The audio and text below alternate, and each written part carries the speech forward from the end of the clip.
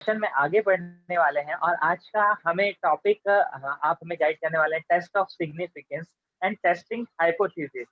तो सर इस सेशन की तरफ हम आगे बढ़ें, मैं चाहूँगा एक छोटा-सा हमें एक ब्रीफिंग देते हुए ताकि हम सबके माइंड रिफ्रेश हो जाए और एक ब्रीफिंग देते हुए हम चाहेंगे कि हाइपोथेसिस को हम फिर से ले लें ताकि हम फिर इस हाइपोथेसिस की टेस्टिंग कैसे करते हैं और क्या-क्या होते हैं उसको समझ पाएँगे। तो सर प्लीज़ आज का शुरू करते हुए मैं चाहूँगा कि एक बार हमें इन सब से अवगत कराएँ। Thank you. बिल्कुल, थैंक यू रंजीत। तो लास्ट सेशन में हमने देखा था कि मीन, मीडियन, मोड जो मेजर्स ऑफ सेंट्रल टेंडेंसीज हैं, मेजर्स ऑफ डिस्पर्शन हैं, इनका क्या सिग्निफिकेंस है, इनको किस तरीके से कैलकुलेट करते हैं, ये चीजें हमने लास्ट एक दो सेशन में हमने देख लिया था। लेकिन अब जो है वो है ये वेरी इंपॉर्टेंट एस्पेक्ट है, that is testing of hypothesis. Testing of hypothesis इसको इसलिए कहते हैं क्योंकि इसमें जो भी हम जैसे हमने हाइपोथेसिस के बारे में सबसे पहले जानेंगे तो हम ये जानने में बहुत आसानी रहेगी कि एक्चुअली ये क्या है टेस्टिंग ऑफ हाइपोथेसिस और इसको टेस्ट ऑफ सिग्निफिकेंस क्यों कहते हैं। इस सब जानने में हमको बहुत आसान रहेगा। इससे पहले भी हमने ये शब्द को जाना है, हाइपोथेसिस मतलब परिकल्पना, लेकिन विस्तार में हमने तब भी ये बोला था कि आगे के सेशन में हम इसको विस्तार में देखेंगे। तो आज वो दिन आ चुका है जहाँ पे हमें ये मतलब जानने की जरूरत पड़ी है और जानने की बहुत ही एक इम्पोर्टेंट एस्पेक्ट है जो रिसर्च का, दैट इज द हाइपोथेसिस। तो पहले हम देखते हैं कि ये हाइपोथेसिस है क्या। तो जैसे कि पहले भी हम डिस्कस कर चुके हैं कुछ एस्पेक्ट्स इसका, जैसे एक ब्रीफ इंट्रोडक्शन के तौर पर। तो hypothesis usually it is known as the starting point of the research, क्योंकि बिना हाइपोथेसिस के कोई रिसर्च होता नहीं है। तो अब हमें ये जानना जरूरी है कि हाइपोथेसिस में और सिग्निफिकेंस में एक जो हल्का सा अंतर है, क्योंकि यहाँ पे हम देख रहे हैं टेस्ट ऑफ हाइपोथेसिस और टेस्ट ऑफ सिग्निफिकेंस जो है दोनों सिनोनिम्सली लिया गया है, लेकिन एक जो हल्का सा अंतर है इन दोनों शब्दों के बीच का, वो यहाँ पे अगर हम देखेंगे तो हम जान पाएंगे। जब कोई साइंटिफिक स्टडी होता है तो उसमें एक क्या है कि एंटिसिपेटेड हैपनिंग होता है या एक प्रिडिक्शन होता है। तो हम ये जानते हैं कि आगे चलकर शायद ये आ सकता है, क्योंकि ये हम नहीं जानते because we are at the starting stage. So we want to know that what exactly is going to happen. So that prediction we are anticipating some happenings, like ये भी हो सकता है, आगे चल के ये भी हो सकता है। दैट एंटिसिपेटेड हैपनिंग और the prediction is known as hypothesis, क्योंकि we are predicting the future. But what is significance? ये सिग्निफिकेंस तब कहलाता है कि ये जो हाइपोथेसिस हम तब आगे चलकर एक डाउट में आ जाता है या हम उससे एक रिसर्च क्वेश्चन डेवलप करते हैं, तब हम इस हाइपोथेसिस को एक सिग्निफिकेंस का नाम देते हैं। तो एक हल्का सा ही अंतर है, हाइपोथेसिस को ही आगे चलकर हम सिग्निफिकेंस कहेंगे, क्योंकि सिग्निफिकेंस के बेसिस पर ही हम ये हाइपोथेसिस जो भी हमने बनाया है वो कितने हद तक सही है, कितने हद तक गलत है, क्या वो नल हाइपोथेसिस एक्सेप्ट करेंगे, रिसर्च करेंगे।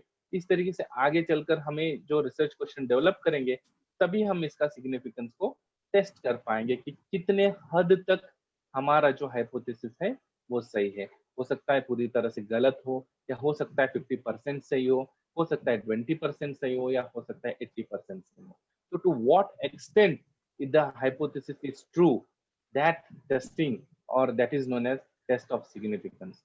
तो एक हाइपोथेसिस इन शॉर्ट अगर हम कहें तो it is a wild guess, क्योंकि हमें कुछ भी नहीं पता, हम एट द स्टार्टिंग स्टेज है, हम एक गेस लेकर चल रहे हैं कि ये हमारा मेडिसिन इस पर्टिकुलर कंडीशन में एक्ट करेगा।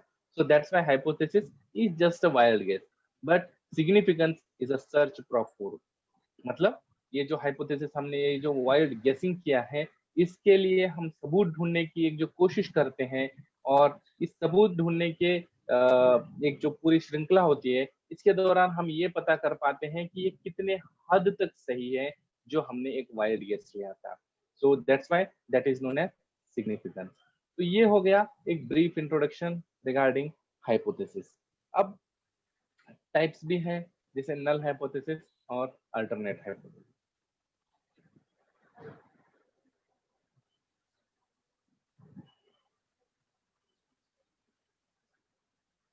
सर ये जो टाइप ऑफ तो हाइपोथेसिस हम लोगों ने जैसे देखा टाइप्स था, मैंने बताया। हाँ जी लास्ट टाइम जो आपने देखा था नल हाइपोथेसिस और अल्टरनेट, ये दोनों ही हम लोग इसमें देखने वाले हैं क्या सर टेस्ट ऑफ सिग्निफिकेंस में? बिल्कुल बिल्कुल। देखो हाइपोथेसिस में जैसे हमने ये दो ही टाइप्स हमने देखे हैं, नल हाइपोथेसिस और अल्टरनेट हाइपोथेसिस। नल हाइपोथेसिस हमेशा से एक इसको नल इसलिए कहते हैं क्योंकि it shows the negative aspect of the research. मतलब negative in the sense actually this is the base of research. Negative aspect in the sense पूरी तरह से नेगेटिव कहना गलत होगा, लेकिन it is the base of that particular research. मतलब क्या है कि जब एक रिसर्चर, ठीक है, एक पर्टिकुलर रिसर्च को कैरी करता है तो सब स्टार्टिंग में एक नेगेटिव एस्पेक्ट उससे जुड़ा होता है। हम कभी भी किसी भी चीज को शुरू करने से पहले हमें ये नहीं पता होता कि हमने जो सोचा है या हमने जो जाना है कि वो सही है या गलत है। तो इसीलिए इसको हम नल हाइपोथेसिस कहते हैं, क्योंकि ये एक नेगेटिव अप्रोच है। नेगेटिव इन द सेंस कैसे, कि जैसे एक एग्जाम्पल के तौर पर नल हाइपोथेसिस को जानना बहुत सही होगा कि जब भी एक मान ली जैसे हम कोर्ट के किसी एक केस में देखते हैं कि एक अक्यूज्ड होता है, तो वो अक्यूज्ड है तो उसके ऊपर हम सीधे सीधे उसको हम जैसे कोई मान लीजिए अक्यूज्ड है in the case of A murder, तो हम उसको सीधे सीधे ये नहीं कहते कि ये खूनी है। जब तक उसके ऊपर ये सब साबित नहीं होता कि इसी ने खून किया है, जब तक इल्जाम साबित नहीं होता, तब तक उसको हम खूनी के तौर पर नहीं कह सकते। तो हमें तब तक उसको एक बेगुनाह के तौर पर ही कहा जाता है और उसको बेगुनाह ही कंसिडर किया जाता है। इन द सेम वे यहाँ पे भी नल हाइपोथेसिस का वही रोल है। हम ये सोच रहे हैं कि जब भी हम थीसिस को या कोई एक रिसर्च को जब हम कैरी आउट करते हैं, तो नल हाइपोथेसिस और रिसर्च हाइपोथेसिस दो चीजें होती हैं। तो नल हाइपोथेसिस में ये हमेशा नेगेटिव अप्रोच रहता है, जैसे कि एक स्मोकिंग में कैंसर, इन दोनों के बीच में कोई कनेक्शन नहीं है, ये नल हाइपोथेसिस। हमें भी पता है कि स्मोकिंग और कैंसर के बीच में कनेक्शन नहीं है, ऐसा हो ही नहीं सकता। तो हमें ये लेके क्यों चलना है, तो लेके इसीलिए चलना है, जो कि मैंने अभी एक एग्जांपल दिया कि जब तक साबित नहीं होता कि इन दोनों के बीच में एसोसिएशन है, हमें यही मान के चलना होगा कि इनके बीच में कोई एसोसिएशन नहीं है। और यही हम, ये नल हाइपोथेसिस ही एक ऐसा पार्ट है जो कि थ्रू आउट द रिसर्च चलता है। और जब रिसर्च एट द एंड हो जाता है, जब हमारा रिसर्च के फाइंडिंग्स आ जाते हैं, हम उसको कैलकुलेट करते हैं या हाइपोथेसिस को जब हम टेस्ट करते हैं, तब जाके ये साबित होता है कि हमने जो इतनी देर तक या थ्रू आउट द रिसर्च जो नल हाइपोथेसिस मान के चल रहे थे कि दोनों के बीच में कोई एसोसिएशन है या नहीं है, तो वो ये साबित होता है कि वो अगर है तो फिर हाँ, इसमें दोनों के बीच में एसोसिएशन है। तो नल हाइपोथेसिस को हम रिजेक्ट कर देंगे और अल्टरनेट हाइपोथेसिस को एक्सेप्ट कर देंगे। या फिर अगर कहीं पे इन दोनों के बीच में एसोसिएशन नहीं है, ये साबित होता है, तो नल हाइपोथेसिस को एक्सेप्ट कर लेंगे और अल्टरनेट हाइपोथेसिस को रिजेक्ट कर लेंगे। तो इस तरीके से देखा जाए तो null hypothesis is the integrated part of the research which is runs throughout the research from the starting till the end of the research. Once we get the results of our research, then only we will say that this null hypothesis role is still existing or the role of it has been finished. तो जैसे कि एक example यहाँ पे बताएं, smoking causes cancer, अगर इन दोनों के बीच में एसोसिएशन नहीं है, this is known as null hypothesis. और हमें जब तक ये साबित नहीं होता कि स्मोकिंग से ही कैंसर होता है, तब तक हमें यही मान के चलना होता है कि स्मोकिंग से कैंसर नहीं होता है। तो इसीलिए नल हाइपोथेसिस इसको एज एन इंटीग्रेटेड हमें थ्रू आउट द रिसर्च लेके चलना है। तो ये null hypothesis usually no difference, मतलब ये स्मोकिंग और कैंसर के केस में हो गया, ठीक है। और दूसरा, दो ग्रुप जब होते हैं तो दोनों ग्रुप के बीच में अंतर है या नहीं है। अगर नहीं है तो नो डिफरेंस और both are equally effective is usually considered as null hypothesis, और इसको डिनोट करते हैं H0 से, ठीक है। तो ये हो गया रिगार्डिंग नल हाइपोथेसिस। दूसरा होता है अल्टरनेट हाइपोथेसिस। अब अल्टरनेट हाइपोथेसिस, यहाँ से बाय मिस्टेक नल हाइपोथेसिस ही प्रिंट हुआ है।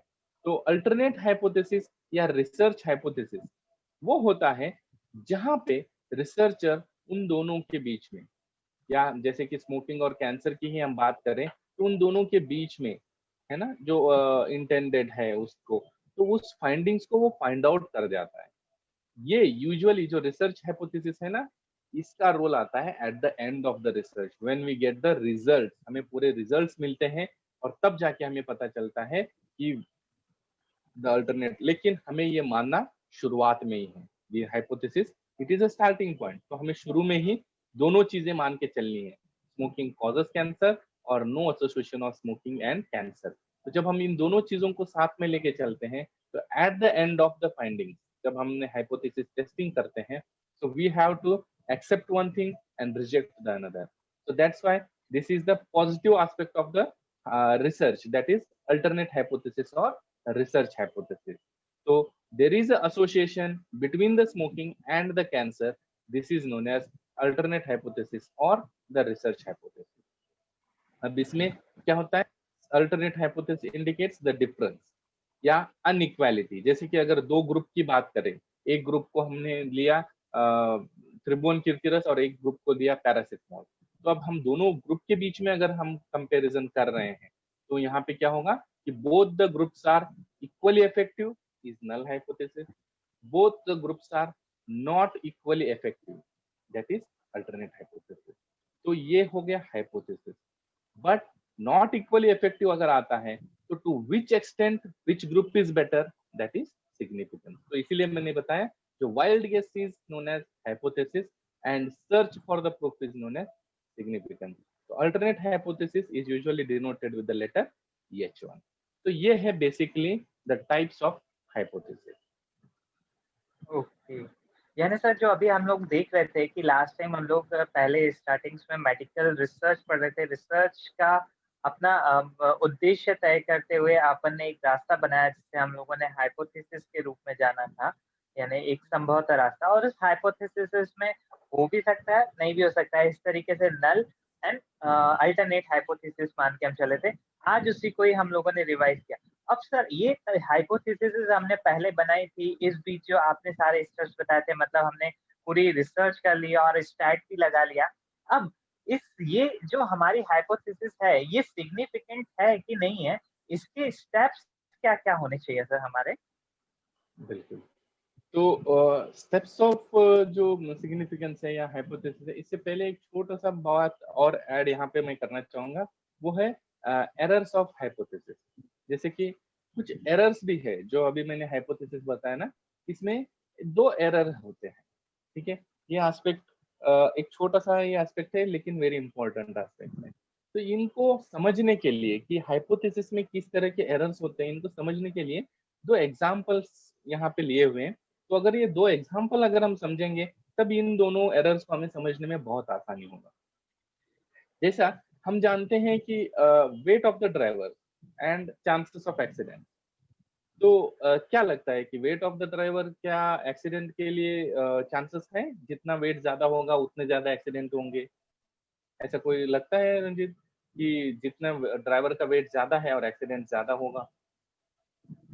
सर ऐसा कई बार देखे हैं तो नहीं, लेकिन हाँ, एक मन में दूसरी तरफ से विचार चलेगा, अगर हल्की गाड़ी होगी तो शायद पर कुछ कह नहीं सकते। यही यही एस्पेक्ट है। देखो स्टैटिस्टिक्स एक ऐसा एस्पेक्ट है ना जहाँ पे क्या हो जाता है कि जो हम सोचते हैं, जैसे ये सुनने में तो अजीब लगता है और ये हमें पता है कि ऐसा हो ही नहीं सकता। ड्राइवर का वेट ज्यादा है और इसलिए वो एक्सीडेंट ज्यादा कर रहा है, ये बहुत कम वजन का ड्राइवर है और इसके एक्सीडेंट्स कम हो रहे हैं। ऐसा तो मतलब बहुत ही रेयर केसेस में हमें देखने को मिलता है। और अगर हम ये इन जनरल अगर किसी से पूछे कि ऐसा क्या पॉसिबल है, तो 90% of the answers will be no, कि ऐसा पॉसिबल यूजुअली में नहीं हो सकता, ठीक है। लेकिन जब हम स्टैटिस्टिकली इस रिजल्ट को देखते हैं, ठीक है, तो हमने क्या मान लो कि हमने रिसर्च किया, कुछ ओबेस पर्सन्स को लिया, कुछ लीन पर्सन्स को लिया और उनके रेट ऑफ एक्सीडेंट्स को हमने कैलकुलेट कर लिया। और उसके बेसिस पे जब हमने रिसर्च किया तो हो सकता है, देखो दिस में भी एक्सीडेंटल, बट हमने जिनको सिलेक्ट किया है वो हो सकते हैं एक्सीडेंट प्रो। और वहां पे हमने देखा कि जितने जितने ओबेस होते चले गए उतने उतने उनके रेट ऑफ एक्सीडेंट्स भी बढ़ते चले गए। Practically this is not true, actually this is not true, but when we apply the statistical applications for that particular sample, so we found the results like there is a association between the weight of the drivers and the accidents. So this is a type of error. तो यहाँ पे क्या होता है, हमारा एक null hypothesis क्या है, there is no association between the weight of the drivers and chances of accidents. और alternate hypothesis, there is a association between weight of the drivers and chances of accident. तो हमें actual में करना चाहिए no association, मतलब null hypothesis accept करना था practically. But when we apply the statistical calculation and we found out the results as there is an association between the weight, मतलब हमें alternate hypothesis को accept करना पड़ा. जो null hypothesis जो कि practically सच है उसको हमें यहाँ पे reject करना पड़ा. तो ये this is known as type 1 error, या इसको हम alpha error के नाम से भी कहते हैं. तो यहाँ पे क्या होता है, the false means the null hypothesis which needs to be rejected, which needs to be accepted is rejected because of the statistical calculation. ठीक है, तो ये हो गया टाइप 1 एरर. अब टाइप 2 एरर है, तो इसमें क्या होता है कि हम नल हाइपोथेसिस को एक्सेप्ट कर रहे हैं जबकि हमें पता है कि नल हाइपोथेसिस गलत है. जैसा लंग कैंसर और स्मोकिंग. तो ऑब्वियसली सबको पता है कि स्मोकिंग से लंग कैंसर होता ही है. तो हमारा नल हाइपोथेसिस क्या रहेगा कि स्मोकिंग से जो लंग कैंसर है वो नहीं होता है, और अल्टरनेट हाइपोथेसिस रहेगा कि स्मोकिंग से लंग कैंसर होता है. तो जब हमने रिसर्च को इसको फाइंडिंग्स करते हैं, कैलकुलेट करते हैं, सैंपल लिया, टेस्ट किया, सब कुछ किया, तो स्टैटिस्टिकल रिजल्ट जो है वो उल्टे आ जाते हैं. मतलब यहाँ पे होना ये चाहिए कि हमें रिसर्च हाइपोथेसिस को एक्सेप्ट करना है, होना चाहिए, क्योंकि प्रैक्टिकली हमें पता है कि स्मोकिंग से लंग कैंसर होता है.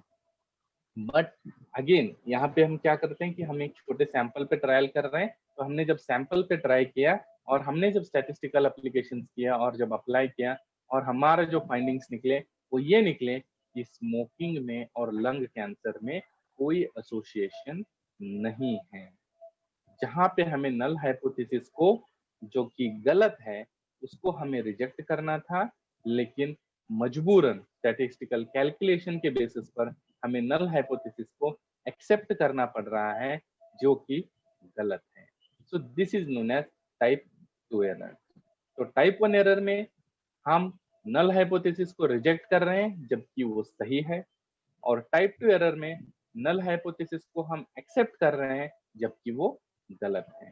तो this is known as errors of hypothesis. इसको बोलते हैं बीटा एरर. टाइप 2 एरर को बोलते हैं बीटा एरर, टाइप 1 एरर को बोलते हैं अल्फा एरर.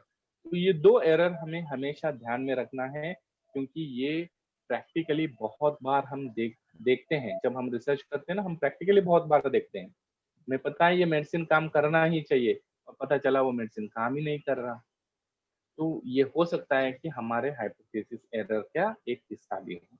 तो we have to be careful enough to check these errors in the meantime. यानी सर मैं भी एक शायद एरर कर देता ये अगर हम पॉइंट नहीं सुनते तो, पर आपने वो भी एरर हमारी करेक्ट कर दी. और दोस्तों इस एरर के साथ साथ सर ने हमें एक बहुत ही बढ़िया क्लू दिया है कि ये जो हम रिसर्च स्टैटिक्स पढ़ रहे हैं ये एक अंत नहीं है, एक आपके नॉलेज की और शुरुआत है. मतलब कई बार हमारे सामने रिसर्च के ऐसे फैक्ट आते हैं जो हमें लगता है ऐसा पॉसिबल है क्या. तो यहाँ पे आपके लिए एक और क्लू है कि यस हमें उस रिसर्च के और डीप में थोड़ा सा पढ़ना चाहिए, तो हमारे नॉलेज की और ज़्यादा वृद्धि हो सकेगी. तो सर थैंक यू, आपने ये हमारी एरर भी करेक्ट करके हमें इस एरर के बारे में भी बहुत अच्छे से समझा दिया ताकि हम कहीं गलत ना हो. सर अब जब हमें एरर भी समझ में आ गई है तो अब ये फाइनली कि ये सही में सही है कि दैट इज मीन्स कि जो हमारी हाइपोथेसिस की ये सिग्निफिकेंस है कि नहीं है, अब हमें इसके लिए किस किस स्टेप्स की तरफ हमें बढ़ना चाहिए सर. देखो हाइपोथेसिस, आई होप कि सब एस्पेक्ट्स हाइपोथेसिस के क्लियर हो गए. हमने जान लिया नल हाइपोथेसिस क्या है, हमने जान लिया अल्टरनेट हाइपोथेसिस क्या है, और इनके एरर्स भी जान लिए ताकि ये एरर फ्री हम रिसर्च मतलब कंप्लीट कर सकें. अब हमें जानना है कि जैसे मैंने बताया था ना कि जब हमने हाइपोथेसिस को अच्छे से जान लिया और हमने मीन मीडियन मोड को जान लिया, मेजर्स ऑफ डिस्पर्शन जान लिए, अब हमें क्या करना है कि जो प्रूफ है, जो हमारा जो रिसर्च का जो हाइपोथेसिस है, इसके सबूत को ढूंढने के लिए हमें आगे बढ़ना है. That is known as significance. तो इसीलिए जो भी हम टेस्ट अप्लाई करते हैं या जो रिसर्च में जो भी हम स्टेप्स अप्लाई करते हैं, that is always known as test of significance. तो सिग्निफिकेंस, टेस्ट ऑफ सिग्निफिकेंस इसलिए कहते हैं क्योंकि एक्सटेंट पता हो जाता है कि किस हद तक वो सिग्निफिकेंट है या नहीं है. और दूसरा इसको टेस्टिंग ऑफ हाइपोथेसिस इसलिए कहते हैं क्योंकि जो हाइपोथेसिस हमने शुरू में लिया था उसको हम इन टेस्ट के द्वारा ही टेस्ट करने जा रहे हैं। तो इसके भी कुछ स्टेप्स होते हैं, तो पहले हम देखते हैं वो स्टेप्स है कौन कौन। तो steps for test of significance, ये जो टेस्ट ऑफ सिग्निफिकेंस है इसके कुछ स्टेप्स है। सबसे पहला स्टेप, जब भी हमारे पास कोई रिसर्च का प्रॉब्लम लेके आता है या स्टैटिस्टिकल टेस्ट कहीं पे अप्लाई करना है, तो सबसे पहला काम हमें करना चाहिए फॉर्मुलेट द हाइपोथेसिस। ठीक है, ये हमने देख लिया किस तरीके से फॉर्मुलेट करना चाहिए, कौन कौन से टाइप्स होते हैं और तरीके से हमें करना चाहिए। एक बात और मैं हाइपोथेसिस में छोटी सी बात रह गई, हमेशा ये एक बात ध्यान रखना है कि नल हाइपोथेसिस हमेशा एक ही होता है, उसमें अलग अलग नल हाइपोथेसिस एक ही रिसर्च में होने के कोई चांसेस नहीं है, जबकि research hypothesis can be many, कभी कभी ये एक या एक से ज्यादा भी हो सकते हैं रिसर्च हाइपोथेसिस। जैसे हमने बताया ना कि दो ड्रग्स हैं, एक त्रिभुवन कीर्ति रस है, एक पैरासिटामोल है, तो हमने नल हाइपोथेसिस में ये कह दिया कि बोथ आर इक्वली इफेक्टिव, जहाँ पे इक्वल शब्द आता है वहां पे नल आ जाता है। और रिसर्च हाइपोथेसिस में हम ये कहेंगे कि both are not equally effective. तो ये तो या तो हम इतना कह के H1 करके छोड़ सकते हैं, या हम H1 में ये लिखेंगे, इसको H1 इसीलिए कहते हैं कि H1 में हम ये लिखेंगे कि त्रिभुवन कीर्ति रस is better than the paracetamol, और H2 हमारा ये रहेगा कि पैरासिटामोल इज बेटर देन त्रिभुवन कीर्ति रस। तो इसमें से क्या हो जाएगा कि H0 एक्सेप्ट करना है कि H1 या H2 एक्सेप्ट करना है। तो अगर हम H0 का एक्सेप्ट कर रहे हैं तो दोनों H1 H2 रिजेक्ट हो जाएंगे, और अगर H0 को नेग्लेक्ट कर रहे हैं या रिजेक्ट कर रहे हैं, इसका मतलब H1 या H2 में से कोई एक को हमें एक्सेप्ट करना है। तो this is how it work. तो सबसे पहला सिग्निफिकेंस टेस्टिंग में हमें करना है फॉर्मुलेट द हाइपोथेसिस। तो ये बहुत ही इंपॉर्टेंट एस्पेक्ट है। एक बार हमने हाइपोथेसिस को फॉर्मुलेट कर लिया, फिर हमें क्या करना है, proper appropriate test of significance को फाइंड आउट करना है कि यहाँ पे कौन सा टेस्ट लगने वाला है। ठीक है, इन सारे स्टेप्स को हम आगे वन बाय वन भी देखेंगे। फिर हमें देखना है लेवल ऑफ सिग्निफिकेंस, जैसा मैंने बताया था ना, to what extent these are significant, उसको कहते हैं लेवल ऑफ सिग्निफिकेंस। फिर हमें क्या करना है, सैंपल के मीन, स्टैंडर्ड डिविएशन, एरर, इन सब एस्पेक्ट्स को हमें देखना है। ठीक है, और उसके बेसिस पर हमें देखना है कि यहाँ पे कौन सा टेस्ट लगेगा। हमें ये जो कि हमने बताया ना कि पहले के अप्रोप्रिएट टेस्ट हम जो सिलेक्ट करेंगे, उस सिलेक्टेड टेस्ट को यहाँ पे अप्लाई करना है। फिर उसके बाद calculate the degrees of freedom, ये भी हम आगे डिटेल में देखेंगे what is degrees of freedom. और lastly comparing the observed values with the table values, एक टेबल वैल्यू है जो कि स्टैंडर्ड है, और एक कैलकुलेटेड हमारा ऑब्जर्व्ड इन द सेंस हमारा कैलकुलेटेड वैल्यू है, इन दोनों को कंपेयर करना है। ठीक है, और लास्टली इन दोनों को कंपेयर करने के बाद हमें ऑब्वियसली जो भी कंक्लूजन निकलता है उस कंक्लूजन को ड्रॉ करना है। ये जितने भी स्टेप्स ऑफ सिग्निफिकेंस है, ये जो स्टेप्स बताए गए हैं, ये हर एक टेस्ट में अप्लीकेबल है, भले ही वो टी टेस्ट हो, एफ टेस्ट हो, जेड टेस्ट हो, काई स्क्वायर हो, कोई भी टेस्ट हो, इन सारे टेस्ट में ये अप्लीकेबल है, क्योंकि ये बहुत ही इंपॉर्टेंट एस्पेक्ट है। और सर ये जैसे अभी हम लोगों ने स्टेप्स देख लिए, स्टेप्स भी करेंगे, लेकिन कई बार अपने सामने एक आध ये क्वेश्चन आता है कि जैसे अभी आपने ही एग्जांपल दिया कि त्रिभुवन कीर्ति और पैरासिटामोल, तो ये कभी-कभी हम ग्रुप्स में देते हैं, कभी नंबर ऑफ पेशेंट्स हमारे अलग-अलग हो सकते हैं। तो क्या इन सब पेशेंट्स को हम देखते हैं, तो ये सिग्निफिकेंस लेवल भी अलग-अलग रहता है क्या? कि इसमें हम इस तरीके से सिग्निफिकेंट करेंगे इस हाइपोथेसिस को, ऐसे करके कुछ लेवल्स भी होते हैं क्या? बिल्कुल बिल्कुल। जैसा देखो, सबसे पहला स्टेप तो हमने देख ही लिया, फॉर्मुलेट द हाइपोथेसिस किस तरीके से करना है, क्या करना है। दूसरा हमारा जो था कि सिलेक्शन ऑफ द लेवल, मतलब ये एक्चुअली जो है actually selection of the test होना चाहिए। ठीक है, एक स्मॉल मिस्टेक है। तो यहाँ पे सिलेक्शन ऑफ टेस्ट जो कि हमारा दूसरा स्टेप है कि selection of appropriate type of test है। तो हमें अप्रोप्रिएट टेस्ट ऑफ सिग्निफिकेंस को पहले फाइंड आउट करना है। तो इसके लिए हमें क्या करना है, किस तरीके से टेस्ट को हम सिलेक्ट करेंगे। तो हर एक जो टेस्ट यहाँ पे बताया गया है, इनके कुछ क्राइटेरियाज हैं। जैसे टी टेस्ट है, t-test is the calculation in 1 or 2 groups if the number of sample is less than 30. तो t-test तभी अप्लाई करेंगे जहां पे एक या दो ग्रुप हो, लेकिन सैंपल साइज जो है 30 से कम होना चाहिए। तो मतलब एक ग्रुप में अगर सिंगल ग्रुप हम कर रहे हैं और 30 ही सैंपल है हमारे पास, तो टी टेस्ट अप्लाई होगा।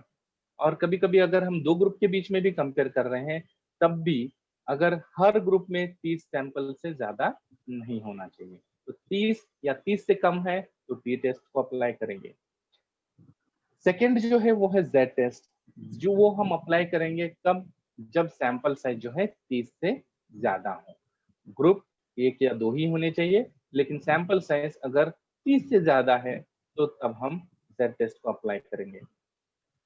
तीसरा जो है वो है एफ टेस्ट, जिसको हम कहते हैं ANOVA test, ANOVA in the sense analysis of variation.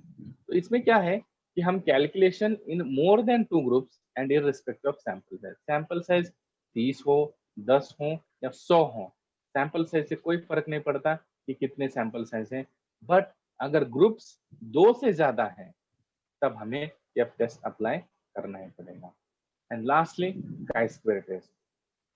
तो काई स्क्वायर टेस्ट तब हम करते हैं जब हम इसको, जो काई स्क्वायर टेस्ट है ये एक नॉन पैरामेट्रिक टेस्ट है। Non parametric test in the sense इसमें मीन, मीडियन, मोड जो भी हमारे मेजर्स ऑफ सेंट्रल टेंडेंसी है वो यहाँ पे काम में नहीं आते हैं। तो ये नॉन पैरामेट्रिक टेस्ट इसलिए इनको कहते हैं।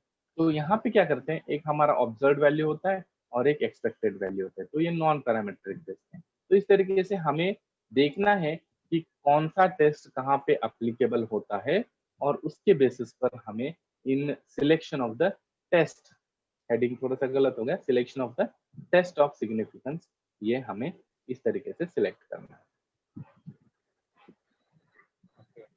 यानी सर अभी जैसा कि आपने बताया कि नंबर ऑफ ग्रुप्स यानी 30 पेशेंट्स हैं या 30 से ज़्यादा हैं या एक ग्रुप है, दो ग्रुप, ये बहुत ही इम्पोर्टेंट वाला सेक्शन है कि हम कई बार ऐसा होता है कि हर एक ही फॉर्मूला लगा देंगे, लेकिन यहाँ पे हमें ये समझ में आया कि एक ही फॉर्मूला ना लगाते हुए हर जगह अलग-अलग देखना पड़ेगा। सर अभी जैसे हम लोगों ने ये तो देख लिया कि कौन सा टेस्ट लगाना है, लेकिन अभी इनके कुछ लेवल्स भी होते हैं क्या? हम इनके लेवल्स को भी देखने वाले हैं क्या?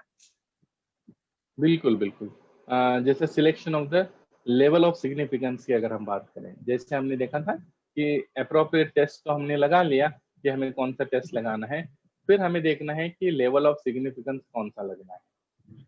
अब ये लेवल ऑफ सिग्निफिकेंस जो है ये बहुत ही इंपॉर्टेंट है, ठीक है, और इसको सिलेक्ट करना बहुत ही एक prime aspect of the particular research है। अब लेवल ऑफ सिग्निफिकेंस है क्या, ये जो पहले डेसिमल जो कॉलम, पहला कॉलम जो हम देख रहे हैं जिसका हेडिंग है डेसिमल, तो अगर हम ये कॉलम देख रहे हैं तो these are the levels of significance. मतलब क्या है, ये तो डेसिमल्स में उन्होंने बता दिया कि लेवल ऑफ सिग्निफिकेंस 0.1 है कि 0.05 है या 0.02 है या 0.01 है। तो इसको यूजुअली सिग्निफिकेंस लेवल के हिसाब से देखा जाए तो 10%, ठीक है, मतलब कितना सिग्निफिकेंट डिफरेंस है, 10%। तो 10% ये जो सिग्निफिकेंट लेवल है, इसका मतलब ये है कि हमें कॉन्फिडेंस जो है, ये 10% तो बस सिग्निफिकेंट लेवल हो गया, लेकिन हमारा जो कॉन्फिडेंस लेवल है वो 90%। तो जितना सिग्निफिकेंस लेवल रहेगा उतना उसके एग्जैक्टली अपोजिट, मतलब जो रिमेनिंग पोर्शन रहेगा वो कॉन्फिडेंस लेवल रहेगा। तो जितना ज्यादा कॉन्फिडेंस लेवल रहेगा उतना ही अच्छा रिसर्च माना जाएगा, ऑब्वियस है। अब ये जो लेवल ऑफ सिग्निफिकेंस है, यूजुअली इसको हम डिनोट करते हैं P लेस देन ये सिग्निफिकेंस लेवल, ठीक है। अब P क्या है, ये हमने लास्ट सेशन में पूरे अच्छे से प्रोबेबिलिटी चैप्टर में हमने देखा था। P का मतलब होता है प्रोबेबिलिटी, ठीक है। तो तब हमने ये देखा था P, तो P less than this significance level. तो ये लेस देन क्यों, जनरली बहुत बार ऐसा हो चुका है कि जब हम ये चीजें इनिशियली पढ़ते हैं तो समझ में आ जाती हैं, but when it is practically we need to apply this to the particular research work, तो बहुत सारे पीजी स्टूडेंट्स ये या रिसर्चर्स यही एक गलती कर लेते हैं कि लेस देन मतलब कम है, तो सिग्निफिकेंस लेवल से भी कम है तो हम कम क्यों दिखाए? So what they do is they apply the sign more than, तो वो क्या करते हैं वहां पे लेस देन के बजाय मोर देन के सिंबल को अप्लाई कर देते हैं, but that is not true. हमें क्या करना है, लेस देन है तो लेस देन, ये less than is much more better. अब ये less than, p less than 0.05 क्या सिग्निफाई करता है? प्रोबेबली, p मतलब probability, probably less than 0.05% level or percent of observations are varying from our answers, varying from our answers. मतलब अगर हमारा probability 5% है, मतलब 0.05 से भी कम है, तो मतलब सिग्निफिकेंस लेवल 5% हो गया। इसका मतलब हमारा कॉन्फिडेंस लेवल 95% हो गया। अब मैं 0.05 को ही तब से स्ट्रेस इसीलिए दे रहा हूँ क्योंकि सारे रिसर्चर्स हैं those need to be proved at the level of 0.05 minimum. मतलब इसके नीचे जितने भी हैं इनमें प्रूव हो जाए तो बहुत ही अच्छा है, क्योंकि एक्यूरेसी बढ़ती जा रही है, 95% कॉन्फिडेंस, 98, 99, ये बहुत अच्छा है। लेकिन इसके ऊपर जैसे जैसे जाएंगे 0.1, 0.2, इसके ऊपर जैसे जैसे जाएंगे उतना ही रिसर्च हमारा इनवैलिड के रूप में जाएगा, कम सिग्निफिकेंट, लेस कॉन्फिडेंस इंटरवल, इस तरीके से। तो प्रोबेबली 0.05 लेस देन 0.05 मतलब प्रोबेबली लेस देन 0.05%, मतलब 5% सिग्निफिकेंट लेवल से भी कम ऑब्जर्वेशन हैं जो हमारे एक्चुअल आंसर से डिफर कर रहे हैं, और 95% पे हमें कॉन्फिडेंस है जो हमारा आंसर है उसको साबित कर रहे हैं। तो इसीलिए हमको हमेशा 95% पे कम से कम साबित करना चाहिए। So the level of significance, the minimum should be 0.05, maximum it can be anything. 0.0001 पे साबित हो रहा है, दैट इज एक्सलेंट। मतलब 100 पेशेंट पे अगर हम ट्राई कर रहे हैं तो उसमें एक पेशेंट के किसी एक लक्षण की किसी एक पर्टिकुलर थिंग में थोड़ा सा वेरिएशन आ रहा है, अदरवाइज हमारे पूरे 100 के 100 आंसर के साथ है। ये इसका मीनिंग है। यहाँ पे देख रहे हैं ना रिमार्क। तो अगर हम 100 पेशेंट पे टेस्ट कर रहे हैं तो 5 अगर इससे हमारे 95 जो पेशेंट्स हैं वो जो हमारा रिसर्च का जो फाइंडिंग है उसको सपोर्ट कर रहे हैं, और प्रोबेबली 5% से कम, मतलब जो 4 हो सकते हैं, 3 हो सकते हैं, उतने आंसर्स हमारे जो हैं वो थोड़े से वेरी कर रहे हैं। तो इसीलिए हमें इसमें करना है। अब अगर वो 90% पे मतलब 0.1 आ रहा है, इसका मतलब क्या कि हमारे 100 में से 10 आंसर्स अलग आ रहे हैं और 90 आंसर्स हमारे फाइंडिंग को सपोर्ट कर रहे हैं, तो यहाँ पे ये प्रॉपर रिसर्च या वैलिड रिसर्च नहीं माना जाता। तो इसीलिए level of significance usually it can be anything but minimum should be 0.05। लेकिन एक बात और यहाँ पे ऐड करना चाहूंगा, अगर हमने 0.05 मिनिमम लेके चलेंगे सबसे बेस्ट है। अगर इससे भी ज्यादा अच्छे लेवल पे प्रूव हो रहा है तो वेल एंड गुड, वो तो पता चल ही जाएगा। लेकिन अगर हमने 0.01 लेवल पे ही हमने लेवल ऑफ सिग्निफिकेंस डिसाइड कर लिया कि मैं रिसर्च इसी लेवल पे देखना चाह रहा हूँ, तो लेकिन हमने जैसे बताया ना मिनिमम ये है और हमारा इस लेवल पे प्रूव तो नहीं हो रहा है जो हमने लिया था, लेकिन इस लेवल पे प्रूव हो रहा है जो कि मिनिमम लेवल है, तब भी वो रिसर्च या वो जो फाइंडिंग है वो इनसिग्निफिकेंट ही माना जाएगा, क्योंकि आपने अपना कॉन्फिडेंस इंटरवल जो है वो 99% रखा था और आप प्रूव 95% पे कर रहे हो, तब भी वो रिसर्च इनसिग्निफिकेंट ही है। तो इसीलिए ज्यादातर जितने भी रिसर्चर्स होते हैं वो 0.05 को ही सिग्निफिकेंट लेवल लेके चलते हैं। यानी सर इतना सारा ये जो परसेंटेज था कॉन्फिडेंस का, ये भी हमें लेकर साथ में चलना है। मतलब हमें पहले से ये देखना है कि कितने लेवल्स पे हमारे खरा उतरेगा।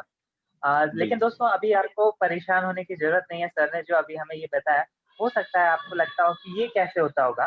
तो आगे जो सर अभी हमें बताने वाले हैं उसमें वो सारी चीजें डाउट्स भी क्लियर होंगी। सर इनको हम लोग आगे बढ़े, लेकिन इसमें एक वर्ड हमेशा आसपास हमारे घूमता है जो हमें कभी-कभी परेशान करता है।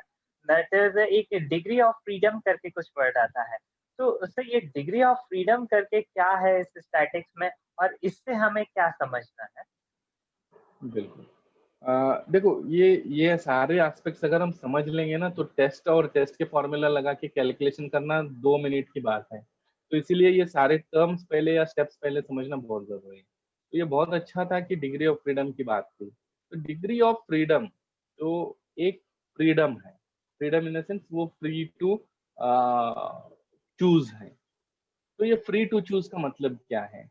जैसे मान लो कि हमने एक प्रोबेबिलिटी लास्ट सेक्शन में पढ़ा था, ठीक है, तो यहाँ पे भी हमने देखा प्रोबेबिलिटी की बात आई जब हमने सिग्निफिकेंस लेवल चूज किया। तो डिग्री ऑफ फ्रीडम जो है, यूजुअली इसका जो फॉर्मूला है दैट इज n-1, मतलब n मतलब total number of observation minus 1। तो हमेशा ये डिग्रीज ऑफ फ्रीडम में n-1 क्यों करते हैं? तो इसका एक पर्टिकुलर रीजन है, क्योंकि जितने भी ऑब्जर्वेशंस रहते हैं उसमें से एक ऑब्जर्वेशन ऐसा रहता है वो हमेशा फ्री टू चूज रहता है, मतलब उसको हमें चूज करना है। अब what do mean by free to choose? मतलब मान लो जब हम 10 पेशेंट या 10, अगर हमें 10 लोग बैठे हैं और हमें चूज करना है हर एक को, ठीक है, तो हम क्या करते हैं, तो जब इनिशियली 10 लोग हैं, हमें एक को चूज करना है, तो हर एक के चांसेस होते हैं 1/10 चूज होने के, सबसे पहला चूज होने के चांसेस होते हैं 1/10, ठीक है। तो हमने एक को, हर एक के चांसेस 1/10 है, हमने एक को चूज कर लिया। अब बचे वहां 9। अब जो 9 लोग बचे हैं उनमें हम जो चूज करना है, हर एक के चांसेस हो गए 1/9। तो अब नेक्स्ट किसको भी चूज कर रहे हैं उसके चांसेस 1/9, हर एक के चांसेस 1/9 हो गए। इसी तरीके से जब हम चूज करते जाएंगे 1/8, 1/7, 1/6, 1/5, 1/4, 1/3, अब बचे वहां पे सिर्फ 2 लोग। तो 2 लोगों में से जब हमें किसी को चूज करना है, दोनों के चांसेस 1/2, 1/2, मतलब हाफ हाफ चांसेस हैं, 50-50% चांसेस हैं। तो उसमें से जब हम एक को चूज कर लेते हैं, ठीक है, उसमें से भी जो दोनों के हाफ हाफ चांसेस थे, हमने एक को चूज कर लिया 1/2 को। अब जो वन, जो लास्ट बचा है, he is free to choose. अब उसके चांसेस जो है those are 100%, because he is free. अब उसके कोई उसके यहाँ ऑप्शंस नहीं बचा, कोई प्रोबेबिलिटीज नहीं बचे, या कोई उसमें पॉसिबिलिटीज नहीं बचे। He has to be chosen because we need 10 people and he is the one, the last one। तो हमेशा एक आदमी या एक जो लास्ट सैंपल होता है that is free to choose. इसीलिए हमेशा जो डिग्रीज ऑफ फ्रीडम होता है इट इज कैलकुलेटेड एट जितना भी आपका n है -1। so that's why this observation which is free to choose always is known as degrees of freedom and it is calculated based on the probability of selection। Selection की जो probability होती है उसके basis पर हम इसको choose करते हैं। तो अगर एक ग्रुप है तो n-1, 2 ग्रुप है तो जैसे बताया यहाँ पे n1-1 और प्लस दूसरा ग्रुप के लिए n2-1, तो ओवरऑल n1 + n2-2। 3 है तो n1 + n2 + n3-3। तो इसी तरीके से हमें डिग्रीज ऑफ फ्रीडम को कैलकुलेट करना है। यानी सर अभी ये डिग्रीज ऑफ फ्रीडम को भी देखने के बाद कुछ हमारे टेबल वैल्यूज के साथ भी कुछ वैल्यूज को हम कंपैरिजन करते हैं, वो क्या वैल्यूज और कैसे हम लोग उसको कंपेयर करते हैं सर? बिल्कुल। जैसे मैंने बताया ना कि जो हमारा आंसर आ गया, तो हम हमारे आंसर जब हम कैलकुलेट करते हैं, हमने अभी देखा टी टेस्ट लगाना है, जेड टेस्ट लगाना है, एफ टेस्ट लगाना है, हमने सारे टेस्ट हमारे जो लगाने थे लगा लिए। लगाने के बाद हमको एक टी वैल्यू आ गया, हमें एक जेड वैल्यू आ गया, एफ वैल्यू आ गया, तो इस वैल्यू का लेके करेंगे क्या? जैसे बताया टी इज इक्वल टू 8 आ गया। अब ये टी इज इक्वल टू 8 का मतलब क्या है? तो इसका कोई मतलब नहीं है। तो इसीलिए इस टी के वैल्यू को हमें क्या करना होता है, compare with the table value. तो टेबल वैल्यू जैसा मैंने बताया कि जो भी टेस्ट हम अप्लाई करेंगे, भले वो टी हो, एफ हो, जेड हो, काइस्क्वायर हो, जो भी जितने भी टेस्ट हो, जब हम उनको टेबल मतलब हम उनको जब टेस्ट अप्लाई करेंगे, जो वैल्यूज आएगा उसको एक स्टैंडर्ड, हर एक टेस्ट का एक स्टैंडर्ड वैल्यू ऑलरेडी डिसाइडेड है। जैसे हम लॉग बुक देखते हैं ना, मतलब जो लॉग्स होते हैं, तो उसमें जैसे हमारे ऑलरेडी कुछ होते हैं वैल्यूज, इसी तरीके से यहाँ पे स्टेबल वैल्यूज हैं, वो प्री डिसाइडेड है। लॉग बुक के एंड में भी हमको मिलेंगे, या इंटरनेट पे भी अगर हम tea table, standard tea table करके डालेंगे तो उसके भी वैल्यूज हमें मिल जाएंगे। तो उसमें क्या होता है, एक रो और एक कॉलम, मतलब रो और एक कॉलम होता है। तो रो वाइज उसमें लेवल ऑफ सिग्निफिकेंस होता है, जैसे 0.05 है, 0.01 है, 0.02 है, हर एक level of significance as a row heading mention रहता है, सॉरी कॉलम हेडिंग। और रो वाइज जैसे एक कॉलम में हम अगर सिंगल कॉलम में देख ले, वर्टिकल कॉलम में देख लें, तो हर एक जो लाइन होता है that describes the degrees of freedom. ठीक है, तो डिग्रीज ऑफ फ्रीडम, और हमें ये डिग्रीज ऑफ फ्रीडम पता चल गया जो कि हमने कैलकुलेट किया n-1 से, और सिग्निफिकेंट लेवल तो पहले से हमारे डिसाइडेड है या हम उसमें से चूज कर रहे हैं। तो हम क्या करते हैं, जब वो टेबल के पूरा एक टेबल वैल्यू होता है, सॉरी मैं यहाँ पे अगर एक एग्जांपल उसको एक इमेज देता तो और अच्छे से समझ में आ जाता, फिर भी मैं बताने की कोशिश करूंगा, और वो इजीली अवेलेबल है इंटरनेट में, हम देखेंगे तो समझ में आ जाएगा। तो हमें डिग्रीज ऑफ फ्रीडम में हमें n-1 है, जैसे कि n 10 है तो 10-1 9 हो गया, तो इस 9 वैल्यू में देखना है डिग्रीज ऑफ फ्रीडम 9 में, और उसमें करस्पॉन्डिंग जो सिग्निफिकेंट लेवल है 0.05 है कि 0.02 है कि 0.01 है, उस करस्पॉन्डिंग सिग्निफिकेंट वैल्यू को भी देखना है। तो ये दोनों जहाँ पे इंटरसेक्ट होते हैं, जहाँ पे कोइंसाइड होते हैं, वहां पे एक पर्टिकुलर नंबर रहेगा। जैसे मान लो अभी हमने बोला कि टी टेस्ट की वैल्यू हमारी आई 8, और वहां पे 0.05 पे डिग्रीज ऑफ फ्रीडम 9 पे जो वैल्यू था वो था 10। तो यहाँ पे क्या हो गया कि टेबल वैल्यू जो है हमारे कैलकुलेटेड वैल्यू से ज्यादा हो गया। तो इस टेबल वैल्यू को हम हमेशा हमारे कैलकुलेटेड वैल्यू से कंपेयर करके तभी जाके हम हमारे कंक्लूजन को ड्रॉ कर सकते हैं। तो ये जो कंपैरिजन है, it is very much essential, because based on this comparison only we can draw the conclusions that whether our जो test is there that is significant enough or it is insignificant. We are accepting the hypothesis or we are rejecting the hypothesis. तो जो standard values जो दिए गए हैं ये table value कहते हैं, और जो कैलकुलेटेड वैल्यू आते हैं इनको और उस टेबल वैल्यू को जहाँ पे वो कोइंसाइड कर रहा है, उन दोनों को जब कंपेयर करेंगे we are going to draw the conclusion. यानी सर अभी जो इतनी सारे हम लोगों ने टेस्ट लगाने वाले थे, जो अभी हम लोगों ने पहले देखे कि लेवल्स ऑफ टेस्ट, और इनको लगा भी लिया और इसके साथ डिग्री ऑफ फ्रीडम और इनके टेबल वैल्यूज से भी कनेक्ट कर दिया। लेकिन सर एक स्टूडेंट के हिसाब से थोड़ा-सा अगर देखें तो शायद हम चाहेंगे कि एक बार हमें और थोड़ा-सा डिटेल में मिले। तो क्या सर हम इन लेवल्स को या इन टेस्ट को जो था, जैसे टी टेस्ट आपने बताया, जेड टेस्ट, इन टेस्ट को भी हम थोड़ा-सा और डीप में समझ सकते हैं क्या? बिल्कुल। अब अभी तक हमने देखा कि जो स्टेप्स थे, ठीक है, हमने देखा फॉर्मुलेशन ऑफ द हाइपोथेसिस कर लिया हमने, फिर हमने अप्रोप्रिएट टेस्ट चूज किया, फिर हमने लेवल ऑफ सिग्निफिकेंस चूज किया, फिर हमने कैलकुलेट वैल्यू पुट किया, डिग्रीज ऑफ फ्रीडम को कैलकुलेट किया, और फिर हमने टेबल वैल्यू से कंपेयर करके कंक्लूजन को ड्रॉ किया। ये हो गए standard steps of application of test of significance, जो कि हर एक टेस्ट के लिए एप्लीकेबल होते हैं। अब जब हम बात करेंगे कि इंडिविजुअल टेस्ट की, हर एक टेस्ट का क्या मतलब है, तो उनको थोड़ा सा हम विस्तार में यहाँ पे देखेंगे। तो सबसे पहला जो टेस्ट है वो that is known as t test. ठीक है, स्मॉल टी, यहाँ पे हम देख रहे हैं कि it is mentioned as small t not capital T.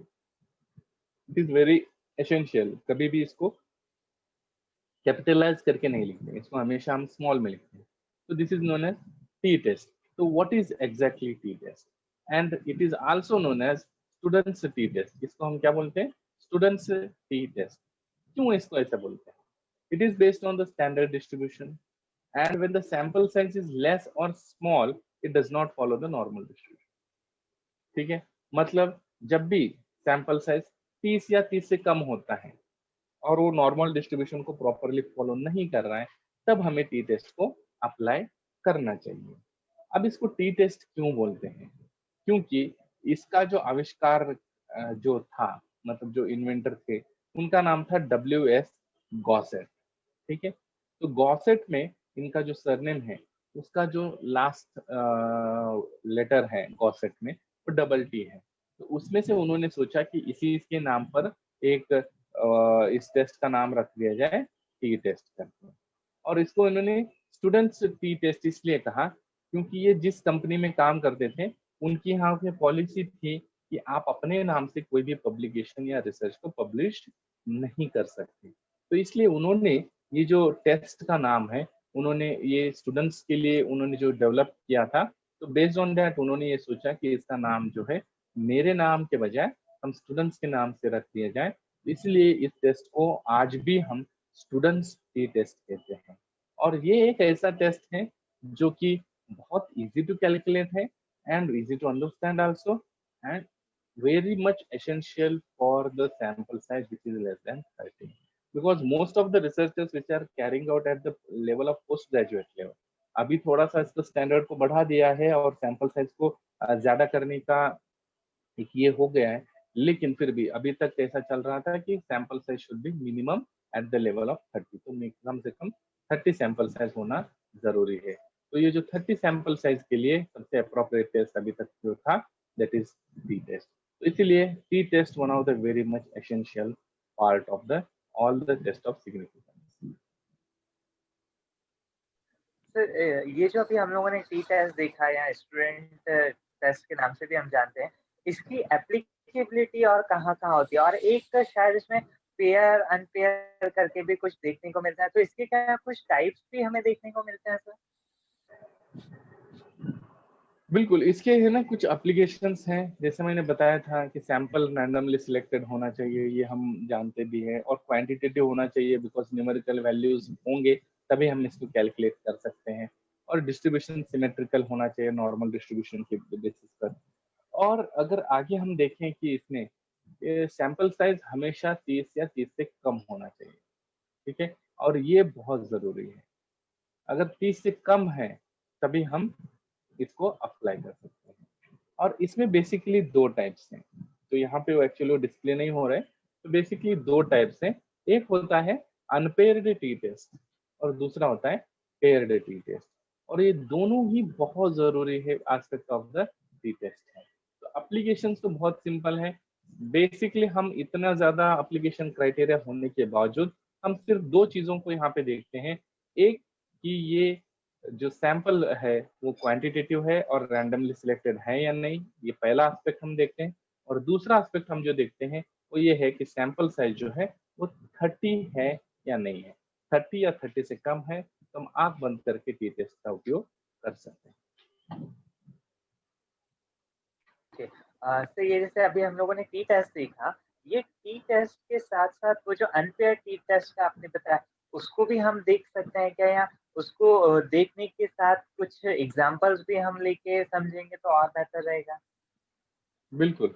अब टी टेस्ट को हमें समझने के लिए सबसे पहला जो एस्पेक्ट है वो है अनपेयर्ड टी टेस्ट। अभी अनपेयर्ड टी टेस्ट है क्या? अनपेयर्ड क्यों कह रहे हैं? बिकॉज यहाँ पे वी आर नॉट पेयरिंग, ठीक है, we are not pairing the observation. तो यहाँ पे क्या है कि we are comparing between the groups. तो क्या है, दो ग्रुप्स हैं, जैसे मान लो एक ग्रुप ए है और एक ग्रुप बी है, तो इन दोनों ग्रुप के बीच में हम जब कंपेयर करना है, हमें जब कंपैरिजन करना है, तो इन दोनों ग्रुप के बीच के कंपैरिजन करने के लिए जो हम फॉर्मूला अप्लाई करते हैं that is known as unpaired t test, ठीक है। और दूसरा है पेयर्ड टी टेस्ट जो हम आगे देखेंगे, वहां पे pairing of the observations between the groups होता है, और यहाँ पे बिटवीन द टू ग्रुप्स है, वहां पे pairing between in the groups होता है। तो यहाँ पे बिटवीन द ग्रुप्स का मतलब क्या है, बिटवीन टू ग्रुप्स का मतलब क्या है? तो ये पहले हम फॉर्मूला देख लेते हैं। P is equal to difference in mean of two groups divided by standard error of two groups. बहुत ही सिंपल है। Difference in the mean, x1 का मीन मतलब group of first mean, and x2 group of second mean मतलब second group का mean, इन दोनों के बीच का डिफरेंस डिवाइडेड बाय दोनों ग्रुप के जो मीन है इनका जो स्टैंडर्ड एरर है इसका। देखो फॉर्मूला ये तो बहुत सिंपल है समझने में, दोनों ग्रुप के मीन का डिफरेंस और दोनों ग्रुप के स्टैंडर्ड एरर, मीन के जो स्टैंडर्ड एरर है उसका डिफरेंस। लेकिन ये जो मीन का जो स्टैंडर्ड एरर है, अब ये स्टैंडर्ड एरर को कैलकुलेट करने के लिए ये एक थोड़ा बड़ा सा फॉर्मूला है, और ये जो SD2 यहाँ पे दिख रहा है ये स्क्वायर है। तो ये छोटा सा जो फॉर्मूला यहाँ पे हम देख रहे हैं, तो भले ये थोड़ा सा कॉम्प्लिकेटेड लग रहा है लेकिन जितना एलॉबरेटेड है इतना ही ये कैलकुलेशन में आसान हो जाएगा। जैसे कि हमें N1 पहले दो ग्रुप्स हैं, ऑब्वियसली यहाँ पे 1 2 हर जगह इसलिए आ रहे हैं कि एक पहले ग्रुप का है और एक दूसरे ग्रुप का है। तो सिंपल है, the difference in the mean of both the groups divided bye difference in the standard error of both the groups. तो इन दोनों के डिफरेंस को डिवाइड करने से जो वैल्यू मिलता है that is known as P value. अब ये difference in the standard error of both the groups को कैलकुलेट करने का क्या फॉर्मूला है, स्टैंडर्ड एरर है तो square root of S D divided by N है। तो दो ग्रुप्स होने की वजह से फॉर्मूला थोड़ा सा एलॉबरेट करते हुए n1 माइनस वन, मतलब कितने ऑब्जर्वेशन है, जैसे एक एग्जांपल आगे हम देखेंगे तो समझ में आ जाएगा। और standard deviation number of observation, standard deviation number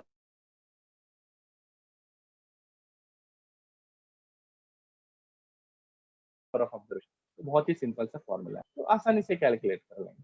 तो इसीलिए x1 मतलब arithmetic mean of first and second group, x2 n1 n2 sample size of first and second group, and sd1 sd2 variations और standard deviations of first and second group.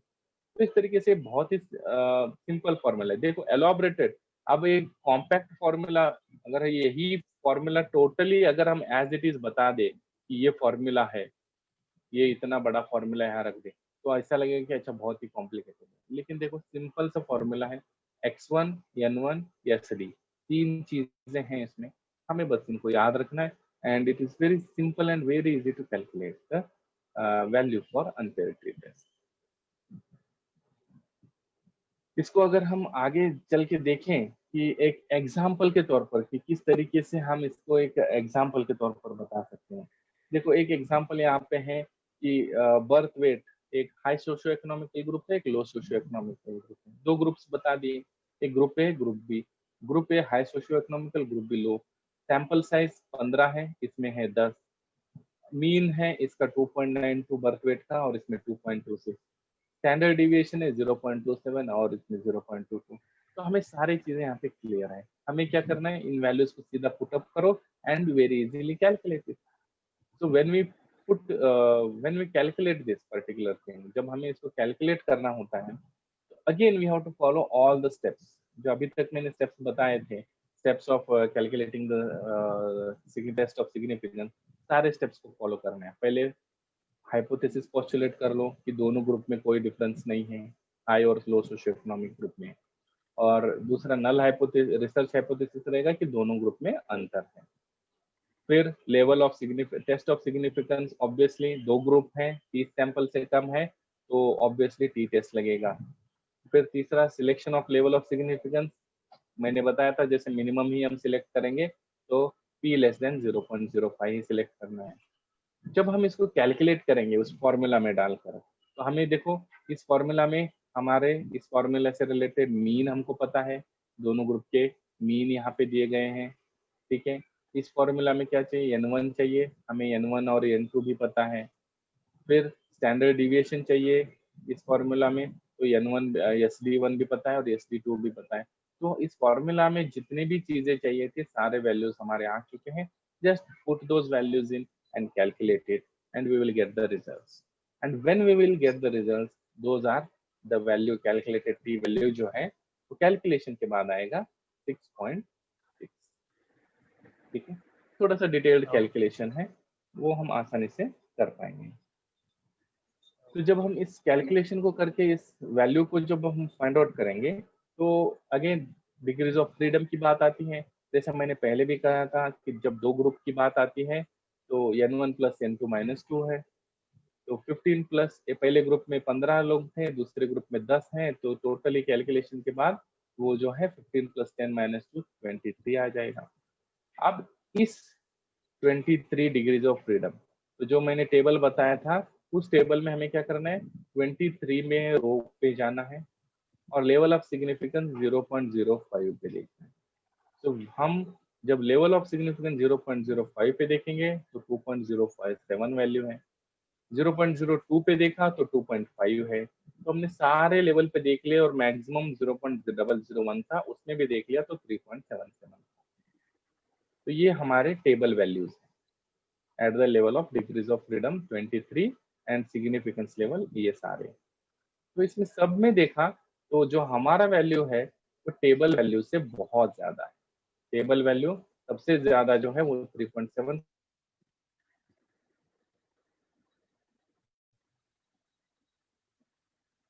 है और हमारा calculated value इससे भी ज्यादा significant है, मतलब nearly 99.99999% accuracy पे ले आता है। तो इसीलिए हम ये कह सकते हैं कि the calculated value is greater than the table value, hence we have to accept the alternate hypothesis. That means there is a significant difference between the both the groups. Socio-economical जो दोनों ग्रुप हैं, इन दोनों group में significant difference है। तो इसके basis पर हमने ये कैलकुलेशन इस तरीके से कर सकते हैं। सर ये जैसे अभी हम लोगों ने अनपेयर टी टेस्ट का एग्जांपल के रूप में देखा, ऐसे हम लोग पेयर टी टेस्ट को भी एग्जांपल रूप में देख सकते हैं क्या सर? बिल्कुल, अब पेयर टी टेस्ट भी थोड़ा सा हम समझ को मैंने यहाँ पे बहुत सी चीजें ऑलरेडी कैलकुलेटेड इसलिए रख दी हैं क्योंकि हमें यहाँ पे ये जो कैलकुलेशन पार्ट है, ठीक है, जो ये कैलकुलेशन ये फॉर्मूला में डाल के जो कैलकुलेशन पार्ट है, ये तो बहुत आसान है। मतलब ये सिर्फ हमें यहाँ पे नंबर्स डालने और कैलकुलेट करने हैं, तो ये तो हम आसानी से कर लेंगे। तो मेन जो है उस रिजल्ट्स को इंटरप्रिटेशन कैसे करना, ये बहुत जरूरी है और ये एस्पेक्ट हमने यहाँ पे देख लिया। तो जब हमें ये पता चल गया, देखो रिजल्ट भी निकलने के बाद ज्यादातर क्या होता है, कभी कभी हम उसको इंटरप्रिटेशन प्रॉपर नहीं कर पाते। तो हमेशा ये जानना है कि टेबल वैल्यू से हमारा वैल्यू ज्यादा आना चाहिए। तो अगर ज्यादा आता है तो रिसर्च हाइपोथेसिस जो है उसको हम एक्सेप्ट करेंगे। ये तो हो गया अनपेयर्ड टी टेस्ट की बात। अब आते हैं पेयर्ड टी टेस्ट में। तो पेयर्ड टी टेस्ट में जब हम करते हैं, यहाँ पे पेयरिंग ऑफ द ऑब्जर्वेशंस, तो हमने जो भी ऑब्जर्वेशंस होते हैं ना, उनका हम पेयरिंग करते हैं। तो what do mean bye pairing, मतलब पेयरिंग करते हैं इसका मतलब क्या करते हैं कि दो सिंगल ग्रुप हैं और उसमें दो टाइप में, मतलब दो लेवल पर हम ऑब्जर्वेशंस को लेते हैं। दो लेवल पे मतलब कब, जैसे कि बोलते हैं ना कि before treatment and after treatment. एक ही ग्रुप है लेकिन हम दो टाइम पे ऑब्जर्वेशंस ले रहे हैं, बिफोर ट्रीटमेंट भी ले रहे हैं, आफ्टर ट्रीटमेंट भी ले रहे हैं। तो इन दोनों ऑब्जर्वेशंस को at different level of interval of time, तो इन दोनों ऑब्जर्वेशन को जो कैलकुलेशन हम करते हैं विद इन द ग्रुप, एक ही ग्रुप है लेकिन दो टाइम पे हमने ऑब्जर्वेशन लिए थे, दो इंटरवल ऑफ टाइम। तो इन दोनों ऑब्जर्वेशंस को जो कंपेरिजन करते हैं, that is known as paired t test. And again the formula is very simple, modulus of x bar मतलब mean of that sample minus mu, that is population constant, divided by standard error. इस तरीके से we within the group interventions at different intervals of time, that is known as paired t test. Sir ये जैसे pair T test को भी हम लोगों ने देखा, तो ये पेयर टी टेस्ट को अगर हम लोग ये जो आपने एग्जांपल भी बताया है उसका सॉल्यूशंस का जैसे हम लोग देख रहे थे, इसको हम और भी डीप में देखने वाले हैं कि इसके बाद हम लोग और नेक्स्ट टेस्ट को देखने वाले हैं? बिल्कुल, जैसे देखो पेयर्ड टी टेस्ट का एक एग्जांपल भी मैंने यहाँ पे अभी बता रहा हूँ। तो इसमें हम देख पा रहे हैं कि ये सिस्टोलिक ब्लड प्रेशर है before and after treatment of A hypotensive drug, जो कि हाइपरटेंशन को कम करता है। तो यहाँ पे 9 इंडिविजुअल्स हैं और हमने उनके वैल्यूज देख लिए। तो बिफोर ट्रीटमेंट उनकी जो ये है ब्लड प्रेशर जो है हमने रिकॉर्ड कर लिया और आफ्टर ट्रीटमेंट भी हमने रिकॉर्ड कर लिया। तो जब हमने हम यहाँ देख पा रहे हैं कि बिफोर ट्रीटमेंट उनकी जो ब्लड प्रेशर थी वो इस लेवल पे था और आफ्टर ट्रीटमेंट वही जो ब्लड प्रेशर था वो इस लेवल पे आ गया।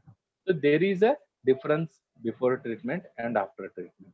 तो इन दोनों के डिफरेंस को हमें सबसे पहले कैलकुलेट करना है and that is denoted as X. ये x1 हो गया, x2 हो गया, जितने ऑब्जर्वेशन है उतने x आएंगे, x1 x2 x3 x4 ऐसे x9, क्योंकि 9 ऑब्जर्वेशन। तो ये सारे x को मिलाकर फिर हमें क्या करना है, इनका मीन निकालना है। तो mean when we calculate all this together, when we add all this and divide it by 9, so we will get the answer as 3. तो ये जो 3 यहाँ पे देख पा रहे हैं, ये जो है कंप्लीटली हमारा मीन है। तो हम क्या करेंगे, x माइनस एक्स बार हमें चाहिए, ठीक है, क्योंकि हमें स्टैंडर्ड एरर कैलकुलेट करना है। तो x माइनस एक्स बार लेकर फिर हम उनके वैल्यूज निकालेंगे और उसका स्क्वायर करेंगे और उसका समेशन करेंगे। तो when we calculate all this thing, मतलब मेरा कहने का मेन ये इंटेंशन था कि जो हम BT माइनस AT कर रहे हैं उसको हमें एज अ x लेना है और उसी से हमें x बार कैलकुलेट करना है। अगर हम x और x बार कैसे कैलकुलेट करते हैं पता चल गया, स्टैंडर्ड एरर जो कि इस फॉर्मूला में आ रहा है, पेयर टेस्ट के फॉर्मूला में स्टैंडर्ड एरर जो आ रहा है उसको कैलकुलेट करने में बहुत ही आसान रहेगा और आसानी से हम उसको कैलकुलेट कर सकते हैं। तो अगेन यहाँ पे मैं ज्यादा डिटेल में नहीं जा रहा हूँ। एक प्रॉब्लम जो कि ये जो प्रॉब्लम है इसी को आगे सॉल्व किया गया है। तो यहाँ पे हमारा फिर से वही सेम स्टेप्स रहेंगे। हाइपोथेसिस को पोस्टुलेट करो, drug is not having hypotensive effect, drug is having hypotensive effect. फिर कैलकुलेशन ऑफ स्टैंडर्ड एरर, क्योंकि डिनोमिनेटर में वही था। तो फिर हमने टी वैल्यू में देखा कि मीन एक्स बार माइनस म्यू, ये जो म्यू है जो कि हम इस फॉर्मूला में यहाँ पे देख पा रहे हैं, ये यम यम मतलब ये म्यू है। तो जो म्यू है this is known as population constant. तो ये तभी कैलकुलेशन में हम कंसिडर करते हैं जब हमारा जो पॉपुलेशन जो है that is very larger size. लेकिन जब हमें ये पता है कि पेयर्ड टी टेस्ट या टी टेस्ट की एप्लीकेबिलिटी के लिए population sorry the sample size should be less than 30, so this mu is always constant, और this constant mu constant population constant जो म्यू है ये हमेशा जीरो रहेगा। तो that's why when x bar minus mu की बात आएगी तो 3 माइनस 0, तो ये 3 आएगा डिवाइडेड बाय 0.54 जो स्टैंडर्ड एरर है। स्टैंडर्ड डिविएशन के बाद जो हम कैलकुलेट करेंगे तो S D by square root of n। तो ये जो हम कैलकुलेट करने के बाद जो स्टैंडर्ड एरर आएगा उसके बाद जो वैल्यू आएगा दैट इज 5.55। तो ये हमारा टी वैल्यू है। अगेन सिंगल ग्रुप है यहाँ पे, तो नंबर ऑफ ऑब्जर्वेशन से हमें कंसिडर करने हैं। तो n1 n मतलब 9, टोटल 9 इंडिविजुअल्स थे तो 9 माइनस 1 इज 8। तो डिग्रीज ऑफ फ्रीडम 8 पे eight the level of 0.05 the table value is 5.31 and 0.01 पे टेबल वैल्यू इज 5.01। तो इसके बेसिस पर हम ये कह सकते हैं कि the drug is having the hypotensive effect, क्योंकि हमारा कैलकुलेटेड वैल्यू टेबल वैल्यू से बहुत ज्यादा है। तो हमेशा ये ध्यान में रखना है कि calculated value should be more than the table value. That means we have to accept the research hypothesis which mentions that the drug is having hypotensive effect and we have to reject the null hypothesis। इस तरीके से ये paired t test हम calculate कर सकते हैं। तो दोस्तों अभी जैसे हम लोगों ने देखा कि ये कैसे हमें टी टेस्ट पेयर्ड और अनपेयर्ड रूप से हमें टेस्ट करना है। तो मेन बात हमें यहाँ पे ये है कि ये हमें ध्यान रखना है कि अनपेयर्ड टी टेस्ट वहाँ पे जहाँ पे 30 से कम थे लेकिन 2 ग्रुप्स थे, और पेयर्ड टी टेस्ट मतलब एक ही ग्रुप का हमें अलग-अलग समय पे टेस्ट करना है। इस तरीके से आप इनिशियली याद रखिए, और जैसे ही हम लोग ये याद करते हुए हम लोग आगे बढ़ेंगे तो सर ने हमारे लिए वो सॉल्यूशन का एक फॉर्मूला दे दिया है, वो हम लगाते जाएँगे तो कैलकुलेशन ईज़ी होती जाएँगी। तो डोंट वरी, ऊपर से आपको देखने में हो सकता है, लगता हो कि ये मुश्किल है, लेकिन जैसे ही आप फ़ॉर्मूला पुट करके आगे बढ़ते जाते हैं, दिक्कत खत्म होती जाती है। बस इम्पोर्टेंट है कि आपके कॉन्सेप्ट्स क्लियर हैं, लगाना कहाँ है। तो सर अभी जैसे आपने हमें ये बताया paired t test, unpaired t test और इनको हमें कहाँ लगाना था ग्रुप और सैंपल की साइज़ पे। वैसे ही हम कुछ और भी टेस्ट देखने वाले हैं क्या? जैसे आपने कुछ नाम लिया था ज़ेड टेस्ट और भी कुछ-कुछ टेस्ट, तो अभी हम ज़ेड टेस्ट को देख सकते हैं क्या या समझ सकते हैं यहाँ पे? बिल्कुल, जैसे कि आपने अभी देखा कि ये पेयर्ड और अनपेयर्ड के बारे में हमने देख लिया। तो अब हम आगे देखते हैं जेड टेस्ट क्या है। ठीक है, तो जेड टेस्ट को ये बहुत ही सिंपल सिंपल टेस्ट है जेड टेस्ट। तो इसको बोलते हैं नॉर्मेलिटी टेस्ट। इसको नॉर्मेलिटी टेस्ट इसलिए बोलते हैं क्योंकि इसमें जितने भी ऑब्जर्वेशन होते हैं वो नॉर्मल डिस्ट्रीब्यूशन को फॉलो करते हैं, जो हमने डिस्ट्रीब्यूशन देखा था। तो इसको यूजुअली तब हम अप्लाई करते हैं जब सैंपल साइज 30 या 30 से ज्यादा हो, मतलब 30 नहीं 30 से ज्यादा हो, तब हम इसको अप्लाई करते हैं। और ग्रुप 2 हो या 1 या 2 ग्रुप हो।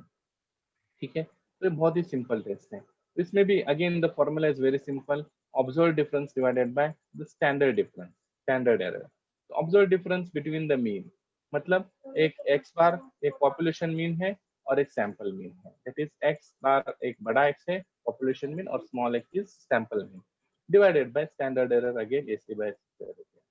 तो ये बहुत सिंपल है। जैसा मैं बता रहा था कि एक हार्वर्ड स्टैंडर्ड है, उनका कहना है कि mean birth weight of newborn's होना चाहिए 3.5 kg। लेकिन हमने जब एक 49 डिलीवरीज एक रैंडमली देखा है किसी एक XYZ हॉस्पिटल में, तो हमने देखा कि वहां पे जो बर्थ वेट का जो मीन केजी है और स्टैंडर्ड डिविएशन है 0.7 केजी। तो हमें ये स्टैटिस्टिकली बताना है कि जो हार्वर्ड स्टैंडर्ड है उस वो सही है, उससे हमारा सिग्निफिकेंट डिफरेंस है या दोनों सेम है। तो जब हमें देखो, एक स्टैंडर्ड हमें पता चल गया 3.5 जो पॉपुलेशन मीन हम कह सकते हैं।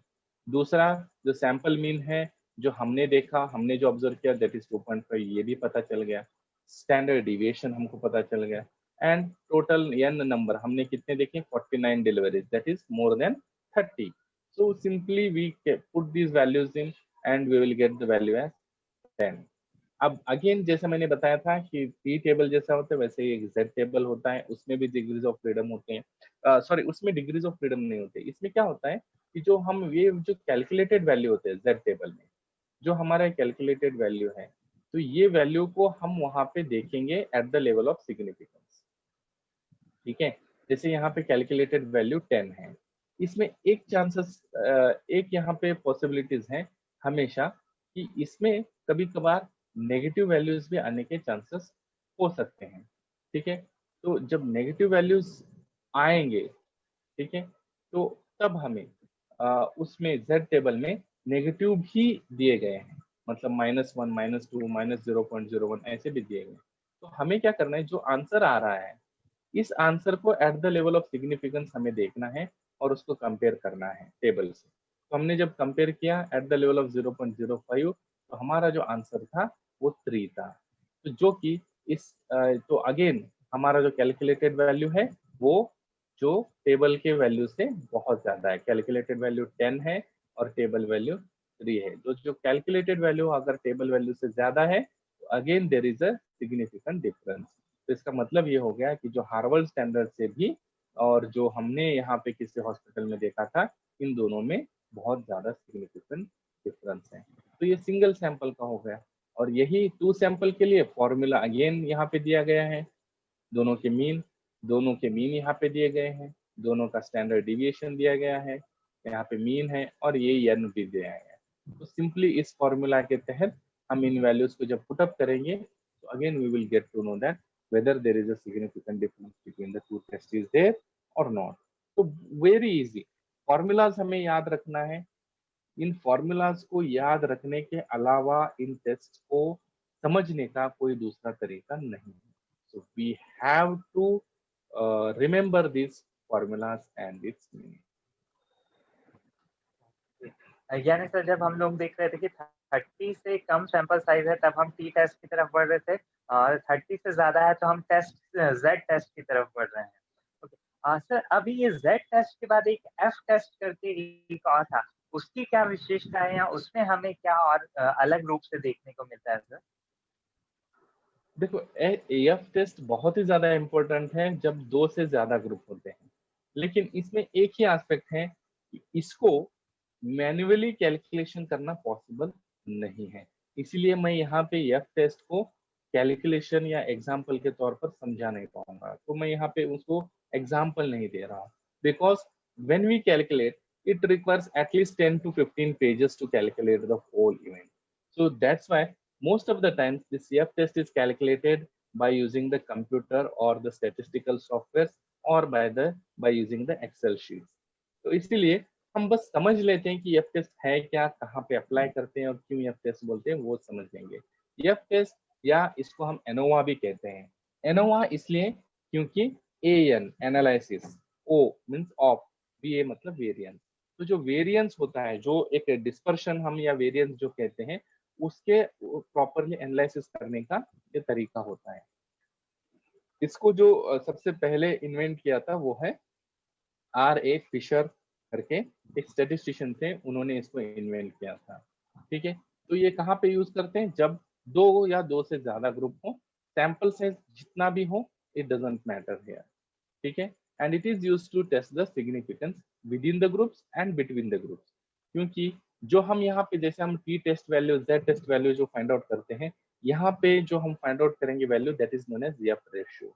तो mean square between the groups divided by mean square within the groups.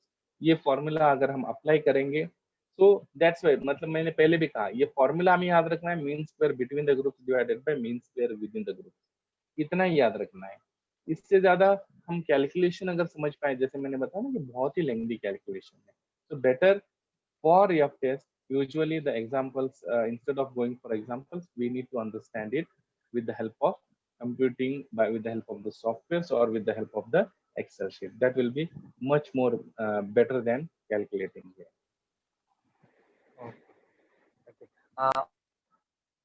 एक काय स्क्वायर टेस्ट भी आपने नाम लिया था, तो क्या उसको भी हम समझ सकते हैं या क्या, या उसमें भी क्या कैलकुलेशंस तक की जरूरत हमें पड़ सकती है सर? बिल्कुल, एक आखिरी टेस्ट है जो हम आज देखेंगे, वो है काय स्क्वायर टेस्ट। अब काय स्क्वायर, काय मतलब ये जो काय जो x लिखा है वो एक्चुअली एक x का एक एज जो है वो प्रोलॉन्ग्ड रहता है, इसीलिए उसको ग्रीक में काय कहते हैं। इसलिए इस टेस्ट को काय स्क्वायर टेस्ट, क्योंकि ये यहाँ पे हम इसका स्क्वायर करें। तो इसको जो इन्वेंट किया था वो है कार्ल पियर्सन इन 1889। तो यहाँ पे क्या होता है कि जब डाइकोटोमस डाटा होता है, बॉयज गर्ल्स या नो, जहाँ पे दो ही आंसर्स होते हैं, तो उस टाइप के डाटा के लिए यूजुअली इसको यूज किया जाता है। ये एक नॉन पैरामेट्रिक टेस्ट है, इसमें मीन का कोई रोल नहीं है, ना हम मीन, मीडियन, मोड, जहाँ पे अभी हम देख रहे थे स्टैंडर्ड डिविएशन, स्टैंडर्ड एरर, हर एक टेस्ट में हमने देखा एफ में था, जेड में था, टी में था, मीन और स्टैंडर्ड डिविएशन, स्टैंडर्ड एरर का रोल था। लेकिन ये नॉन पैरामेट्रिक टेस्ट है, यहाँ पे इनका कोई रोल नहीं है। तो ये डाटा के प्रीवेलेंस को देखने के लिए काय स्क्वायर टेस्ट का हम यूजुअली यूज करते हैं। तो अब इसको अप्लाई कहाँ करते हैं, यूज कहाँ करते हैं? हमें अगर हमने कुछ ऑब्जर्व किया है और हम कुछ एक्सपेक्ट कर रहे हैं, या हमारा जो हाइपोथेसिस है वो एक्सपेक्टेड हो गया, तो यूजुअली हम क्या करते हैं कि हम बस ये एक्सपेक्ट करते हैं कि वेदर सिग्निफिकेंट इज देयर और नॉट। लेकिन अगर हमारे expectance in the level of percentage है हाइपोथेसिस में, so then that is an expected frequency. जब हमारा ऑब्जर्व्ड फ्रीक्वेंसी पता है, एक्सपेक्टेड फ्रीक्वेंसी पता है, then very easily we can apply the chi-square test in that formula and we can calculate it. सीधे सीधे हम उसके फॉर्मूला पे आते हैं, बहुत ही सिंपल फॉर्मूला है। chi-square is equal to summation, e जो स्मॉल है वो समेशन है, summation of observed minus expected values bracket square divided by expected value। बहुत ही इजी है, chi-square, observed value, expected value, summation, ये जो उसके एक्सप्लेनेशन है। सो हम एक एग्जाम्पल से इसको अगर समझ पाए तो बहुत ज्यादा आसान रहेगा। जैसे एक एग्जाम्पल में सीधे सीधे यहाँ पे आ रहा हूँ, एक जो एग्जाम्पल हम यहाँ देख पा रहे हैं, तो इसमें क्या है कि हेडेक जो है मेल और फीमेल में कॉमन है, ये एक डॉक्टर का हाइपोथेसिस है, ठीक है। तो हाइपोथेसिस को टेस्ट करने के लिए उन्होंने 100 स्टूडेंट्स को अप्लाई किया, उसमें 58 गर्ल्स थे और 42 बॉयज थे। तो उनका जो मानना था, हाइपोथेसिस था कि दोनों में कॉमन है, ये सही है या नहीं है। तो एक उन्होंने एक्सपेक्ट किया था और एक उनका ऑब्जर्व उन्होंने किया। तो ये no difference between boys and girls, null hypothesis, and difference between boys and girls, alternate hypothesis. तो उन्होंने जो ऑब्जर्व किया और जो एक्सपेक्ट किया, उसको जब हम फॉर्मूला में डाल रहे हैं, तो ऑब्जर्व वैल्यू था कि 58 गर्ल्स थे और 42 बॉयज थे, ये हम उनका ऑब्जर्व वैल्यू हो गया। और एक्सपेक्टेड वैल्यू क्या था, 50-50, क्योंकि उनका कहना था कि बॉयज और गर्ल्स में ये कॉमन है, common in the sense 50-50 chances हैं। तो हमें क्या करना है, chi square is equal to, हमें तो पता है summation of O minus E square.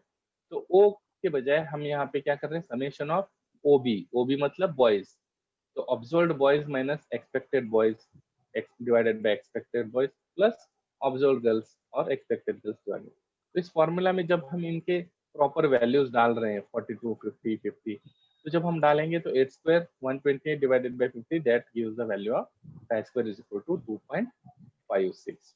तो अगेन देखो, इस पूरे सिलसिले में कहीं पे भी ना हमने मीन का इस्तेमाल किया, ना मीडियन का, ना मोड का, ना ही standard deviation, standard error. Simple एक ऑब्जर्व वैल्यू था और एक एक्सपेक्टेड वैल्यू था, बस इन दोनों का ही इस्तेमाल किया, इसलिए इसको नॉन पैरामीट्रिक कहते हैं। तो जब हमारा वैल्यू आ गया chi स्क्वायर 2.56, अगेन यहाँ पे जो है chi स्क्वायर टेस्ट में हम n-1 नहीं करेंगे, क्योंकि ऑब्जर्वेशन जो है उनको -1 नहीं करके यहाँ पे k-1 होता है।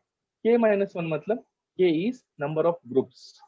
तो जितने ज्यादा ग्रुप्स मतलब जितने ग्रुप्स होते हैं उनमें -1 करना है। तो K यहाँ पे 2 ग्रुप्स हैं, एक बॉयज में है एक गर्ल्स में है, तो obviously K is equal to 2 - 1। ठीक है, 2 - 1 1। तो chi स्क्वायर में table value at degrees of freedom 1 0.05 3.84। यहाँ पे क्या हो रहा है कि जो ऑब्टेन्ड chi स्क्वायर वैल्यू है वो less than the table value है। ठीक है, तो ये एक एग्जांपल भी हमको देखने को यहाँ मिल गया। As the obtained chi square value is less than the table value, अगर टेबल वैल्यू से ऑब्जर्व्ड वैल्यू कम आ रहा है, जब ज्यादा आया तो हमने रिसर्च हाइपोथेसिस को एक्सेप्ट किया, तो यहाँ पे कम आ रहा है मतलब we have to accept the null hypothesis. Null hypothesis क्या था कि there is no difference between the boys and girls suffering from the headache, that means the headache is common between boys and girls. उन्होंने जो doctor ने जो hypothesis माना था वो हाइपोथेसिस सच है, मतलब there is no difference between the headache in between boys and girls, so we have to accept the null hypothesis. तो बहुत ही simple to calculate, very easy to understand, and non parametric test, no need of any mean, median, mode, nothing. So this is how the chi-square test has to be calculated. ये जो basic test है, ये जितने भी test T, F, Z और chi-square है, बहुत basic test है at the level of under graduation level. This much of knowledge of having the test. Main यहाँ पे हमको बस इतना जानना है कौन सा टेस्ट कब अप्लाई करना है, लेवल ऑफ सिग्निफिकेंस क्या होता है, डिग्रीज ऑफ फ्रीडम क्या होता है, और इंटरप्रिटेशन किस तरीके से करते हैं। ये चीजें अगर हम अंडर ग्रेजुएशन लेवल पे समझ चुके हैं, मतलब समझ जाएंगे, तो आगे चलकर हमें रिसर्च करने में कोई डिफिकल्टीज नहीं हो पाएंगी। ओके। सर बहुत ही बेहतरीन तरीके से आपने हमारे ये जो बेसिक टेस्ट हैं इनको हमें बहुत ही एक्सप्लेन किया है बहुत ही सही तरीके से। इसी में हमारा हमेशा कन्फ्यूज़न रहता था यार मैं ये टेस्ट कौन-सा लगाऊँ? टी टेस्ट लगाऊँ कि एफ टेस्ट लगाऊँ? तो एक बार जस्ट मैं फिर से सर के वर्डिंग्स को आप सभी के लिए दोस्तों रिपीट कर देता हूँ कि जहाँ पर हमें लगे कि 2 ग्रुप्स के में पेयर टेस्ट करना है और 30 से कम है वहाँ पे अनपेयर्ड टी टेस्ट, और जहाँ पे एक ही ग्रुप का अगेन दूसरे पड़ाव पे देखना है, वहाँ पे पेयर टी टेस्ट कर देना है, सिंपल।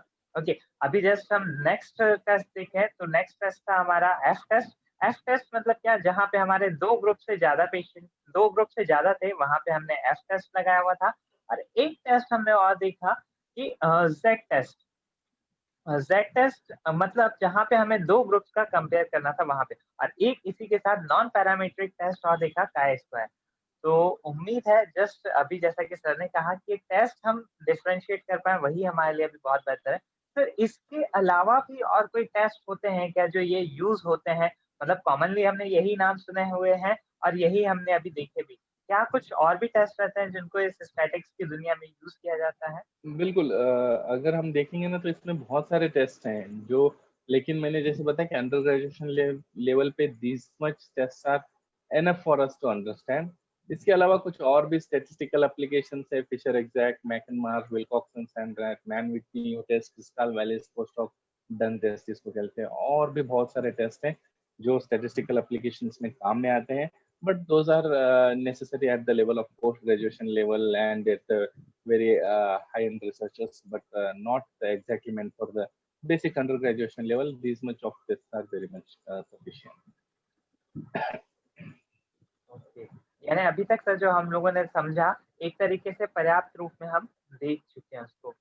तो sir thank you so much जो आपने इतने बेहतरीन तरीके से हमें हर एक चीज़ का एग्ज़ाम्पल देते हुए हमें इसके ये जो टेस्ट के डिफरेंट सेक्शंस थे उसको हमारे सामने रखा।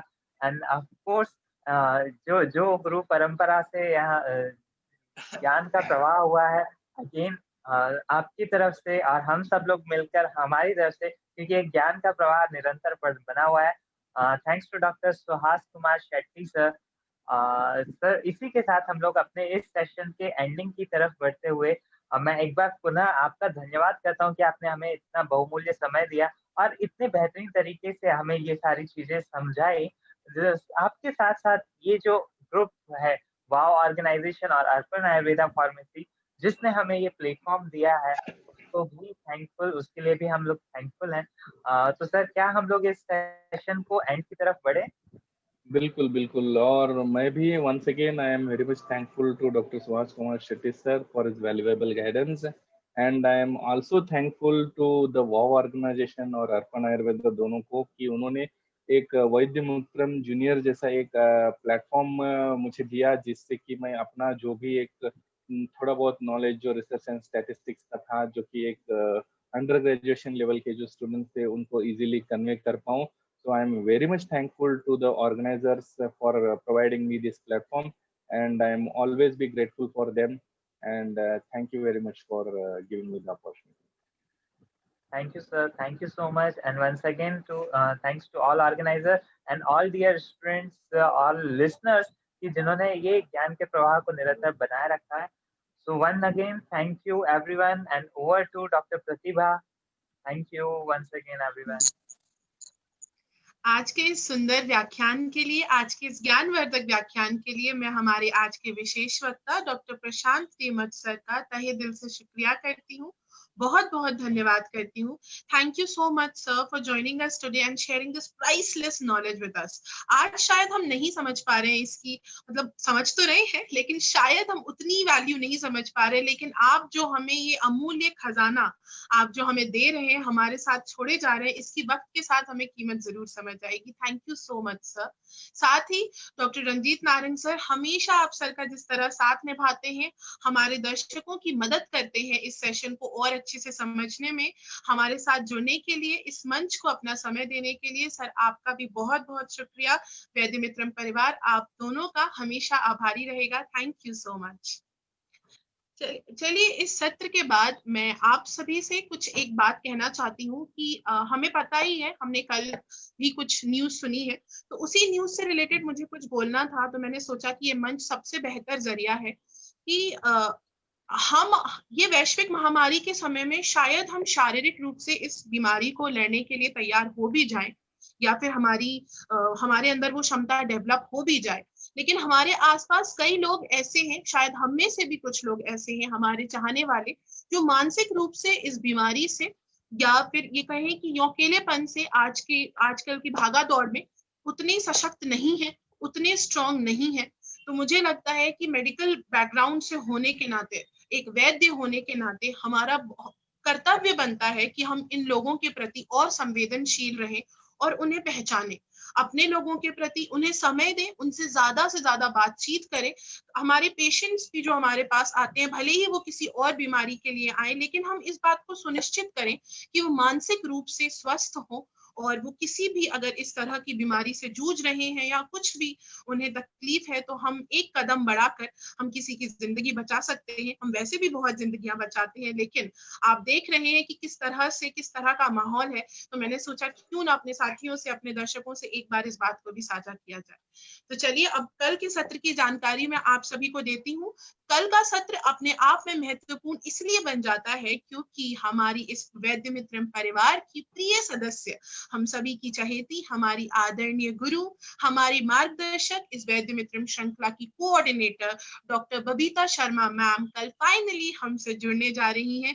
कल बहुत ही अच्छा लेक्चर, बहुत ही अच्छा सेशन मैम अपने साथ लेकर आएंगी, और मैम की तरह ही खूबसूरत है उनका विषय. जी हाँ, मैम का विषय है आर्मी इनसाइड यू.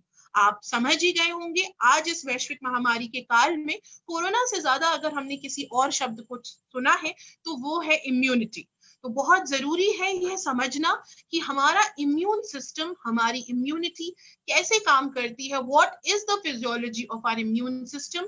क्योंकि कहते हैं जब आप किसी चीज के प्रति अवेयर होते हैं तो आप ज्यादा कॉन्फिडेंट होते हैं. तो जब हमें पता होगा कि हमारे शरीर में, हमारे इम्यून सिस्टम में, हमारे पेशेंट्स जो आते हैं उनका इम्यून सिस्टम कितनी स्ट्रेंथ है उसकी, कितनी विगरसली वो फाइट कर सकता है, कैसे वो काम करता है, क्या उसका मैकेनिज्म है, इसी तरह की जानकारी देने के लिए basically physiology of immune system, army inside you. हमारा इम्यून सिस्टम हमारी आर्मी है जो हमारे लिए, कोई और लड़े ना लड़े, हमारा इम्यून सिस्टम हमेशा हमारे लिए लड़ता है.